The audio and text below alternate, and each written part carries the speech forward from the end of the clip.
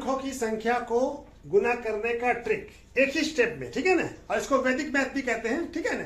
तो ये क्या हो गया, अब कैसे गुना करेंगे, तो पहले ये वाले नंबर को इस दोनों से मल्टीप्लाई गुना करेंगे, ठीक है ना।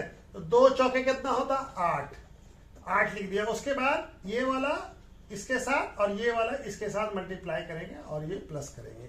तो 2 एका 2 और 4 एका 4, 2 और 4 कितना हो जाएगा, 6, कोई कैरी नहीं हुआ, 6 हो गया। अब इसके बाद ये वाला नंबर और ये वाला नंबर, यानी ये कॉर्नर इस कॉर्नर का और इस कॉर्नर का और इस कॉर्नर का और इस कॉर्नर का, और ये दोनों मिडिल वाला बीच वाला जो नंबर है उसको मल्टीप्लाई करेंगे।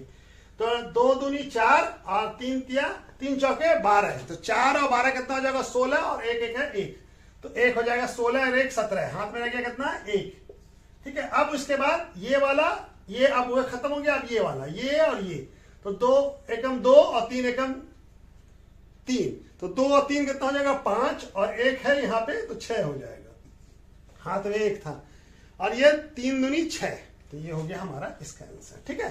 तो ये इसका आंसर हो गया, ठीक है। उसके बाद इसी तरह से इसको भी करेंगे, 5 एकम 5, तो 5 हो गया, कोई कैरी नहीं हुआ। इसको इसके साथ कीजिए, तो 5 दूनी 10 और 1 एकम 1, तो हो गया 10 और 1 11, कोई कैरी नहीं हुआ अभी भी, ठीक है ना।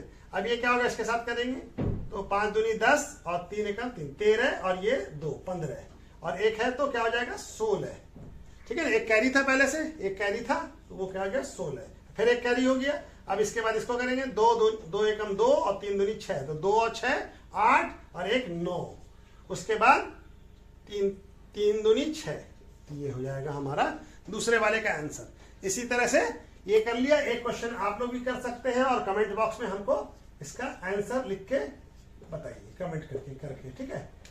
223 को 318 से मल्टीप्लाई कीजिए और इसका जो आंसर आया उसको कमेंट्स कीजिए, ठीक है।